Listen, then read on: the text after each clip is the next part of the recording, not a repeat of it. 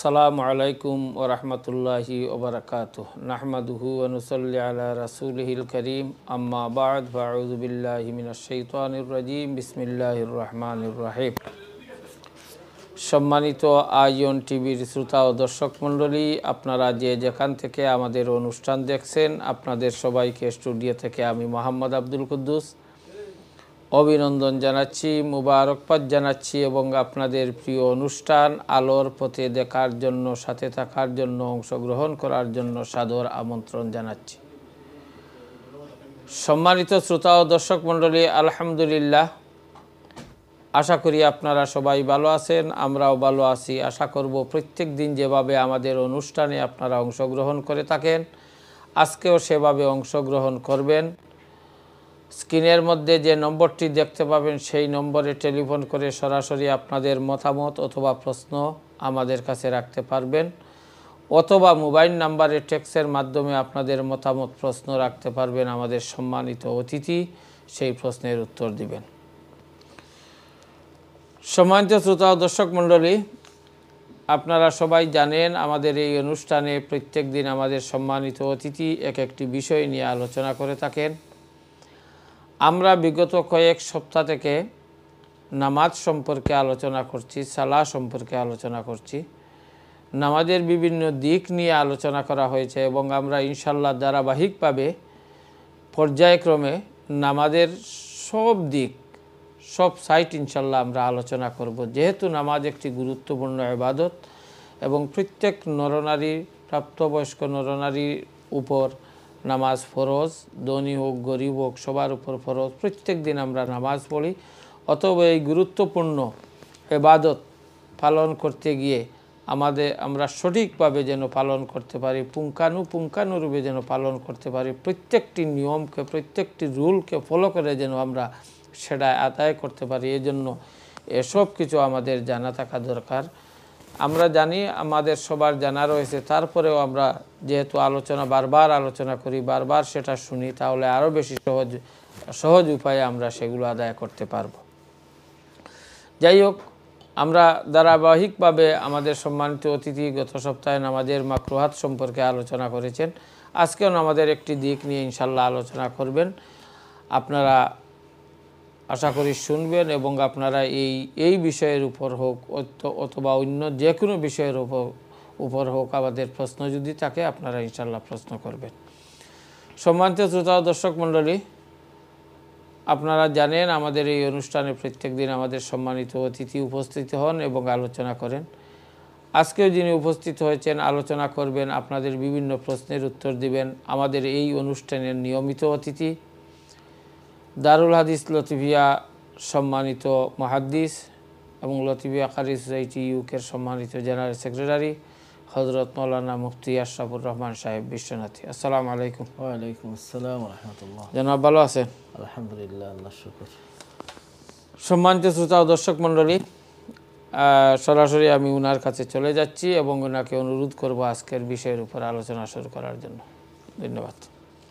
আসসালামু আলাইকুম ওয়া রাহমাতুল্লাহ। ওয়ালাইকুম আসসালাম ওয়া রাহমাতুল্লাহ। আলহামদুলিল্লাহি রাব্বিল আলামিন ওয়াসসালাতু ওয়াসসালামু আলা সাইয়্যিদিল মুরসালিন ওয়া আলা আলিহি ওয়া সাহবিহি আজমাইন। আম্মা বা'দ। আইন টিভির আলোর প্রতি অনুষ্ঠানের শুরুতে সকলকে মোবারকবাদ জানাচ্ছি। আল্লাহ সুবহানাহু ওয়া তাআলা আমাদেরকে এই অনুষ্ঠানে আসার সুযোগ দান করেছেন। মোবারকবাদ জানাচ্ছি টিভি কর্তৃপক্ষ, অনুষ্ঠান সংশ্লিষ্ট সবাইকে, বিশেষভাবে অনুষ্ঠানের উপস্থাপক হযরত মাওলানা আব্দুল কুদ্দুস সাহেবকে। সুপ্রিয় দর্শক, আমরা আলোচনা করছি নামাজের বিষয় নিয়ে। আজ আমরা আলোচনা করার চেষ্টা করব নামাজের শর্তগুলো। আমরা কখন নামাজ পড়ব, কখন নামাজ পড়া থেকে বিরত থাকব, এই বিষয়গুলো আমরা জেনে নিয়েছি, আমরা আলোচনা করেছি এবং সবারই জানা আছে। এই বিষয়টি নিয়ে আমরা আলোচনা করেছি। নামাজের মাকরুহ ওয়াক্ত, যে সময়ে নামাজ পড়া নিষিদ্ধ, যে সময়ে নামাজ পড়া কিছু কিছু নামাজ পড়া নিষিদ্ধ, সব নামাজ পড়া নিষিদ্ধ না, সেই বিষয়গুলো আমরা আলোচনা করেছি।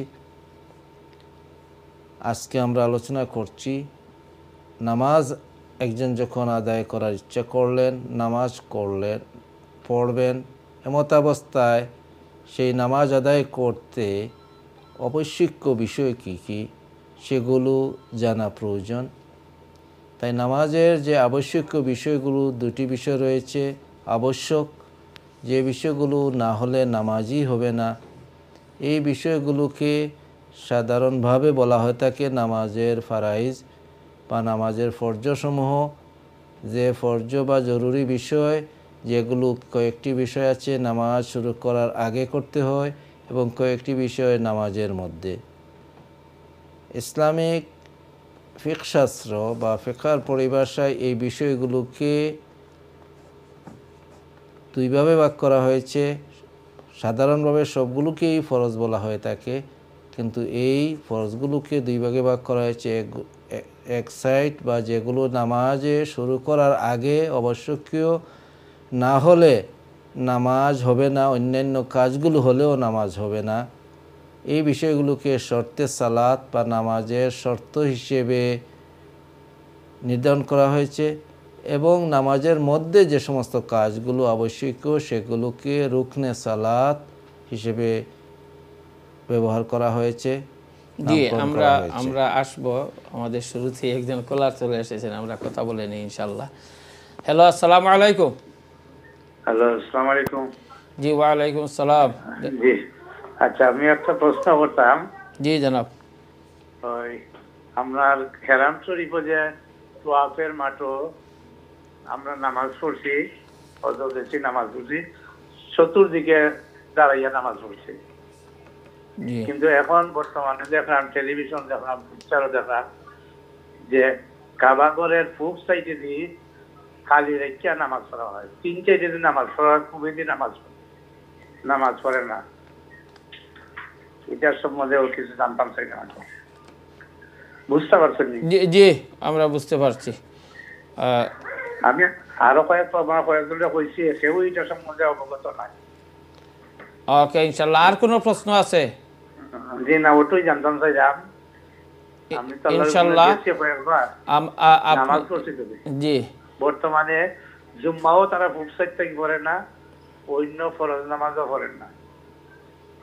ওকে, ইনশাল্লাহ। এটা মনে হয় আপনার, ওটা তো আমার ইনশাল্লাহ। অসংখ্য ধন্যবাদ আপনাকে আমাদের সাথে যোগ দেওয়ার জন্য, অংশগ্রহণ করার জন্য। আপনি আমাদের অনুষ্ঠান দেখতে থাকুন, ইনশাল্লাহ এক পর্যায়ে এসে এ ব্যাপারে আমাদের অতিথি আলোচনা করবেন। জি জনাব, আপনি যে নামাজের আহকাম এবং আরকান সম্পর্কে আলোচনা করছিলেন। আমরা আলোচনা করছি নামাজে পড়বা, যারা নামাজ পড়বেন নামাজের আবশ্যকীয় বিষয়গুলো সম্পর্কে, যেগুলো সাধারণভাবে আমাদেরকে শিক্ষা দেওয়া হয়েছে, যে নামাজের ফরজগুলো। এর মধ্যে কয়েকটি নামাজ শুরু করার আগে সেগুলো নামাজের শর্ত বলা হয় বা আহকামে সালাত বলা হয়, এবং নামাজের ভিতরে যেগুলো, নামাজের মধ্যে যেগুলো, সেগুলো আরকানে সালাত বলা হয়। উভয় কাজগুলোই আবশ্যক। উভয় কাজগুলো ব্যতীত নামাজ হবে না। উভয় কাজের কোনো একটি কাজ যদি না হয়ে থাকে তাহলে নামাজ হবে না। এই কাজগুলোর মধ্যে প্রথম কাজগুলো হচ্ছে পবিত্রতা। পবিত্রতা, 3টা বিষয়ের পবিত্রতা নামাজের জন্য শর্ত, তাছাড়া নামাজ হবে না। আল্লাহ সুবহানাহু ওয়া তাআলা কোরআনে কারীমে ইরশাদ করেছেন, ইযা কুমতুম ইলাস সালাতি ফাগসিলু ওয়ুজুহাকুম ওয়া আইদিয়াকুম ইলাল মারাফিকি ওয়ামসাহু বিরউসিকুম ওয়া আরজুলাকুম ইলাল কাবাইন। তোমরা যখন নামাজে দাঁড়াবার ইচ্ছা করবা, নামাজ যখন তোমরা পড়তে চাইবে, তখন তোমরা অপবিত্র থাকলে তোমরা পবিত্রতা অর্জন করো। এই আয়াতে কারিমায় উজুর কথা বলা হয়েছে। যাদের উজু থাকবে না তাদেরকে শারীরিক পবিত্রতা অর্জন করতে হবে উজুর মাধ্যমে, এবং যারা অপবিত্র থাকবেন, পূর্ণ অপবিত্রতা, তারা গোসলের মাধ্যমে পবিত্রতা অর্জন করবেন। সেই পবিত্রতার বিষয়টি নামাজের ক্ষেত্রে তিনটি বিষয়ে পবিত্রতা জরুরি। তিনটির মধ্যে একটি বিষয় যদি পবিত্র না হয়, একটা দিক যদি না হয়, তাহলে নামাজ হবে না। প্রথমত হচ্ছে শারীরিক পবিত্রতা। শরীর পবিত্র থাকতে হবে বাহ্যিক সমস্ত অপবিত্রতার থেকে, এবং তার সাথে সাথে উযু থাকতে হবে। এবং উযু আমরা সবাই জানি নামাজের জন্য উযু করা ফরজ। কোরআনে কারীম তিলাওয়াত করলে এবং সেই কোরআনে কারীমকে যদি ধরে তিলাওয়াত করতে হয়, স্পর্শ করে তিলাওয়াত করতে হয়, তাহলে উযু করা ওয়াজিব, উযু করতে হবে। উযু ছাড়া কোরআনে কারীম তিলাওয়াত করা যায়, কিন্তু কোরআনে কারীমকে স্পর্শ করা যায় না। আর পবিত্রতা ব্যতীত বা উযু ব্যতীত নামাজ পড়া যায় না, পবিত্রতা ব্যতীত। তাই নামাজের প্রথম শর্ত হচ্ছে শরীর পবিত্র হতে হবে।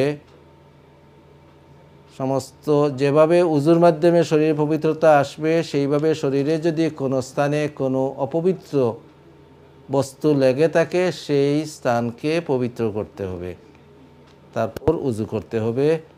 দ্বিতীয় বিষয়টি নামাজের জন্য যে নামাজি ব্যক্তির পরনে যে কাপড় হবে, নামাজ যে কাপড়ের মাধ্যমে আদায় করবেন, সেই কাপড়টি পবিত্র হতে হবে। পবিত্র কাপড় ব্যতীত নামাজ হবে না। আল্লাহ সুবহানাহু ওয়া তাআলা তার হাবিবে পাক সাল্লাল্লাহু আলাইহি সাল্লামকে উদ্দেশ্য করে জানিয়ে দিয়েছেন, ওয়াসিয়াবাকা ফাতাহির, ইয়া রাসূলুল্লাহ, হাবিবাল্লাহ, আপনার কাপড় পবিত্র করুন। অর্থাৎ নামাজ আদায়ের জন্য শারীরিক পবিত্রতার প্রয়োজন, এবং সেটা ফরজ, সেটা শর্ত নামাজের জন্য। যদি শারীরিক পবিত্রতা না হয়, তাহলে কেউ নামাজ আদায় করলে তার নামাজ হবে না।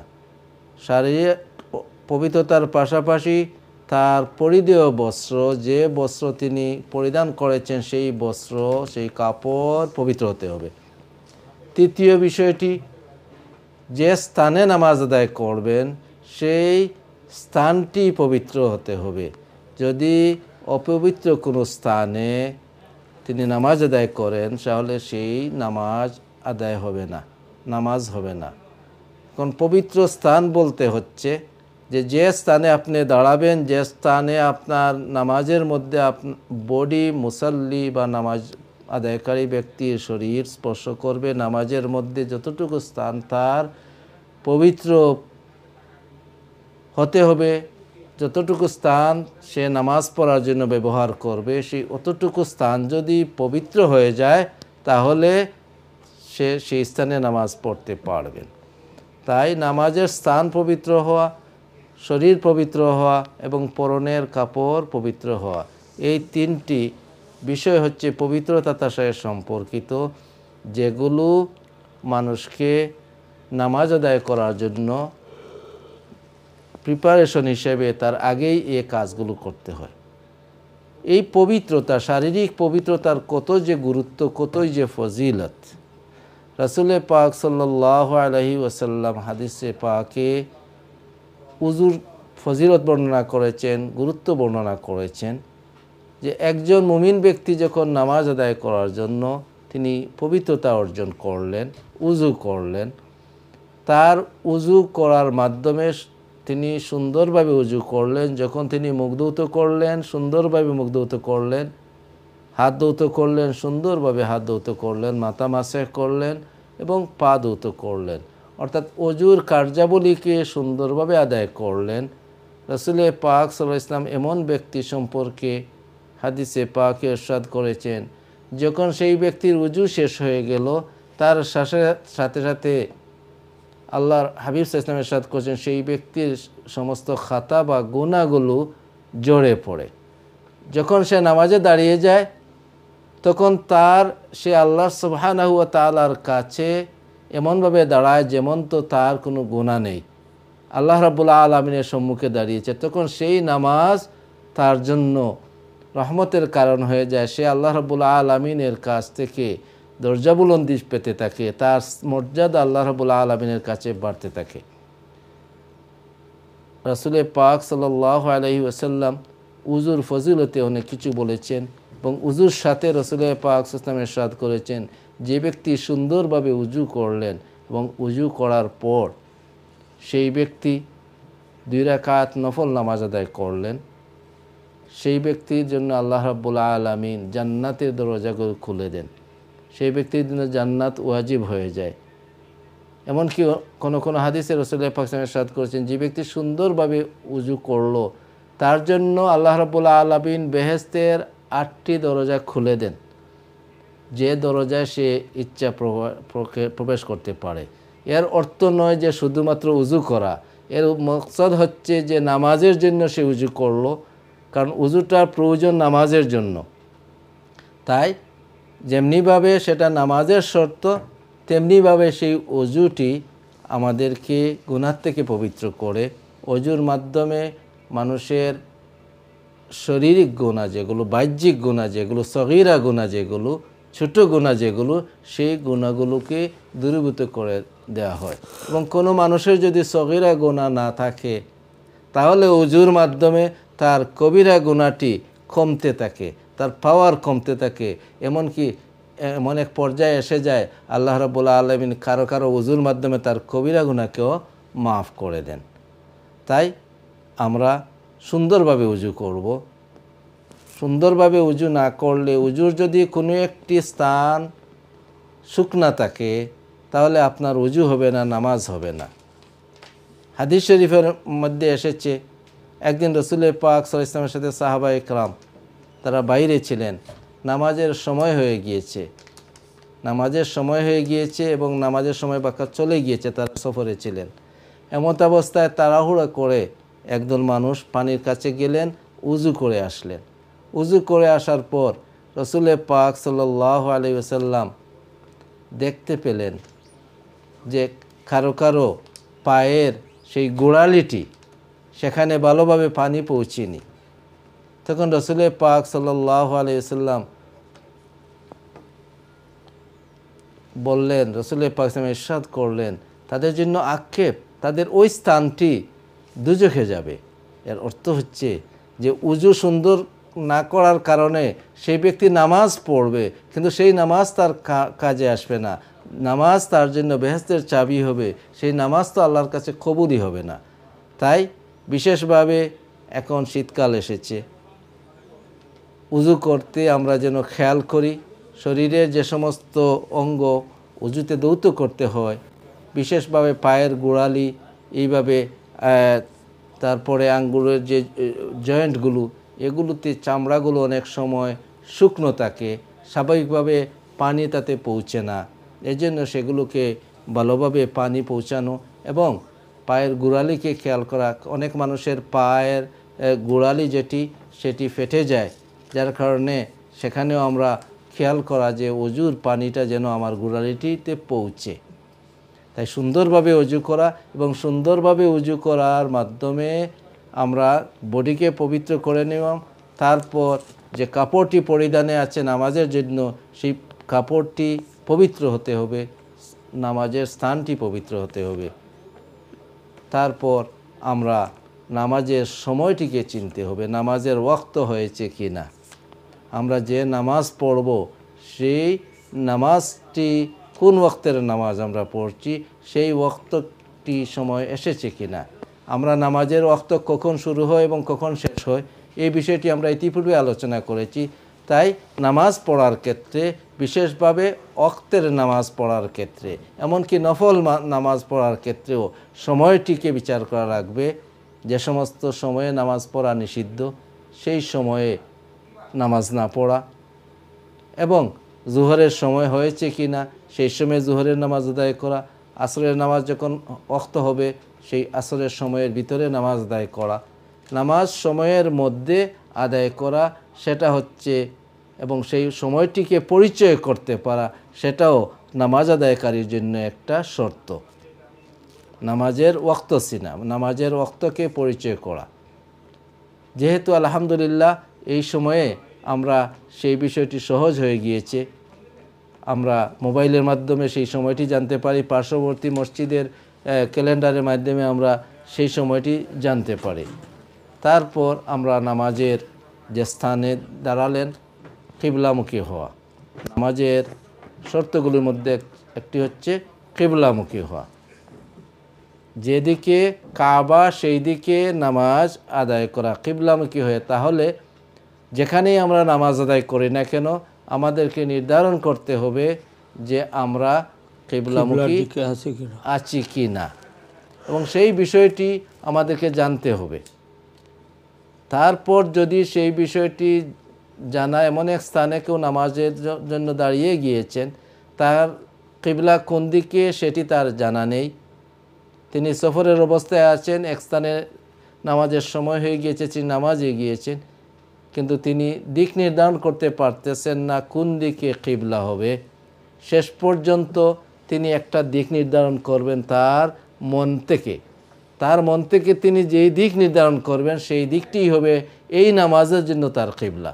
সেটা যদি নামাজ আদায় করার পরে প্রমাণিত হয় যে সেই দিকে কিবলা নয়, তাতে ওই ব্যক্তির জন্য, ওই ব্যক্তি যে নামাজ আদায় করেছেন সেই নামাজের জন্য কোনো ক্ষতি হবে না।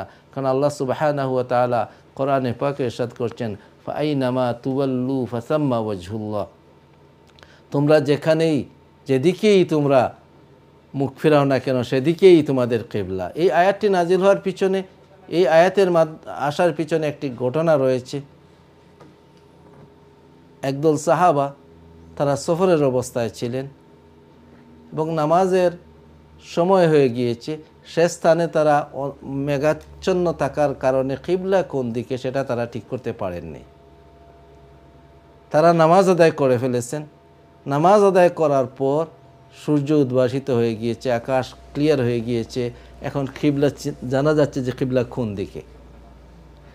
তখন তারা দেখলেন যে তারা যেদিকে নামাজ আদায় করেছেন সেদিকে আসলে কিবলা নয়, তার অপোজিট সাইডে উল্টো দিকে কিবলাটি। তখন তারা এই বিষয়টি রাসূল পাক সাল্লাল্লাহু আলাইহি সাল্লামের খেদমতে আরজ করলেন, তুলে ধরলেন, ইয়া রাসূলুল্লাহ, হাবিবাল্লাহ, আমরা আকাশ মেঘাচ্ছন্ন ছিল এবং আমরা কিবলা কোন দিকে সেটা নির্ণয়ের কোনো উপায় ছিল না। শেষ পর্যন্ত আমরা নামাজের ওয়াক্ত হয়ে গিয়েছে, আমরা নামাজ আদায় করে নিয়েছি।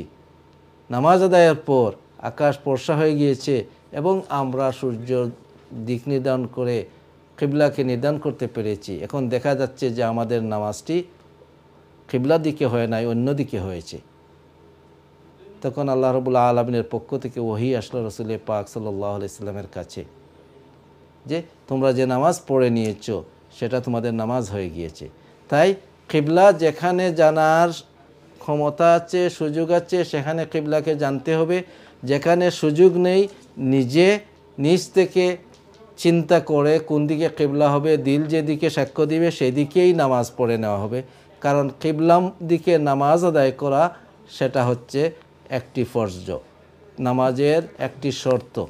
জি জি জি মুফতি সাহেব অত্যন্ত সুন্দরভাবে নামাজ সম্পর্কে আলোচনা করছেন। সম্মানিত শ্রোতা ও দর্শক মণ্ডলী, আমরা একটি ব্রেকের সময় হয়ে গেছে, ব্রেকে চলে যাব ইনশাল্লাহ। এবং মুফতি সাহেব যে বিষয়গুলো আলোচনা করছেন অত্যন্ত গুরুত্বপূর্ণ এবং এখানে উজুর কিছু বিষয় নিয়ে আসছেন, আমাদের কিছু বিষয় নিয়ে আসছেন যে উজুর মধ্যে যে আমাদের যে ফরজ যেগুলো রয়েছে সঠিকভাবে যদি আমরা উজু না করি বা সঠিকভাবে উজু আদায় করতে না পারি তাহলে আমাদের নামাজ হবে না।